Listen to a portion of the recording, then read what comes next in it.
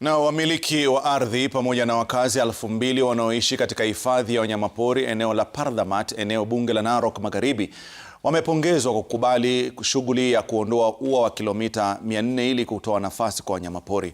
Wakizungumza katika hafla ya uzinduzi rasmi wa filamu ya mazingira katika shule ya mafunzo ya mbuga na utalii ya Masai Mara, washikadau wamepongeza hatua hiyo wakiitaja kama kuu inayositisha uhasama baina ya wanyamapori na binadamu mbali na kuimarisha utalii.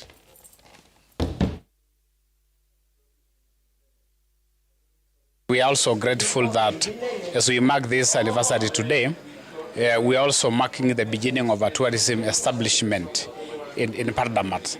So Pardamat is just opening up another opportunity for tourism in Kenya, which will bring more jobs opportunity to the local people and also to the economy in this country. Na haja sana kabisa kuweza kupanua sehemu zetu za uhifadhi kulingana na mpangilio la Mara ecosystem. Tuko bado chini kwa maybe a third of what we should secure for the Mara ecosystem to be healthy. Tumekuwa na changamoto mingi kwa sababu imefungwa na waya, njia za wanyama zimefungwa, na tumeweza kuongea na landowners na waliweza kutuelewa na tukaondoa njia hizo, ili njia hizo ziweze kufunguka.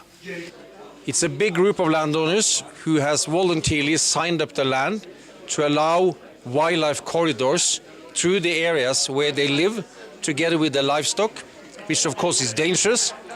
And they do this in the belief that they can secure the wildlife, but at the same time benefit from it.